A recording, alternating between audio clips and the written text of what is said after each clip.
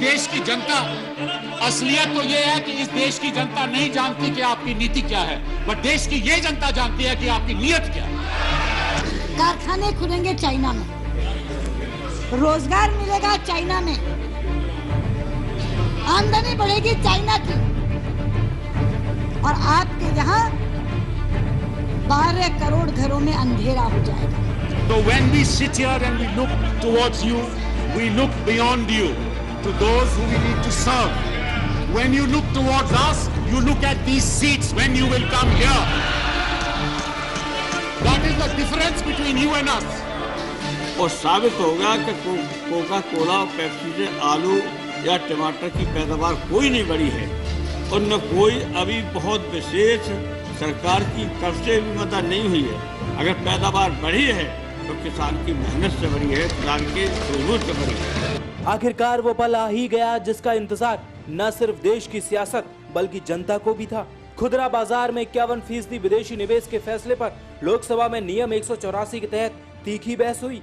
इस मुद्दे पर कल यानी कि बुधवार को सरकार सदन में अपना पक्ष रखेगी और फिर उसके बाद सदन में मतदान होगा। लोकसभा में नेता विपक्ष सुषमा स्वराज ने सरकार के इस फैसले के खिलाफ प्रस्ताव पेश किया था और 184 के तहत चर्चा की मांग की थी। चर्चा से पहले सदन में भारी शोर शराबा हुआ। स्पीकर की अनुमति के बाद सदन में एफडीआई पर चर्चा शुरू हुई तो सबसे पहले सुषमा स्वराज ने एफडीआई पर अपना मत रखा। सुषमा स्वराज ने सरकार पर आरोप लगाया कि इस मुद्दे पर सरकार ने आम सहमति नहीं बनाई। हमने एक मत से निर्णय कर लिया था।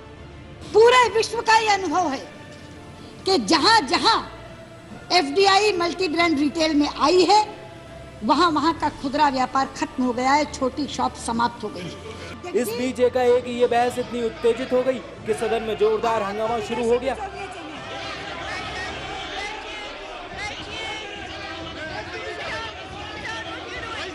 हंगामा थमा तो सुषमा स्वराज ने दोबारा सदन में अपनी बात शुरू की।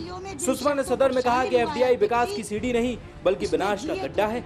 अगर इस सरकार को ये लगता है कि ये एफडीआई विकास की सीढ़ी है तो मैं इन्हें कहना चाहती हूँ ये विकास की सीढ़ी नहीं, ये विनाश का गड्ढा है, ये विनाश का गड्ढा है।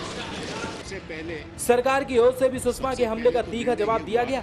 टेलीकॉम मंत्री कपिल सिब्बल ने सरकार के इस मुद्दे पर अपना पक्ष रखा।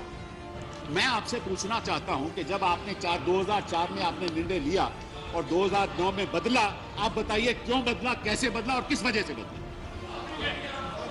आप बताइए। और 8 साल हो गए, 8 साल हो गए, आज तक आपने नहीं बताया। जाहिर है सदन में हुई बहस तीखी थी। ऐसे में अब सबकी निगाहें कल होने वाली वोटिंग पर टिकी हैं, जहां सरकार एफडीआई पर बहुमत कैसे पेश करेगी। सियासी समीकरण सरकार के पक्ष में भी है और विपक्ष में भी। सपा और बसपा के रुख पर स्थिति अब भी गंभीर है। दोनों में से अगर किसी एक ने एफडीआई के खिलाफ वोटिंग की तो सरकार अल्पमत में आ जाएगी और एफडीआई का फैसला गिर जाएगा। साफ है कल का दिन एफडीआई के भविष्य के लिए निर्णायक साबित होगा। दिल्ली से रवि दुबे के साथ हृदय यादव, न्यूज पॉइंट।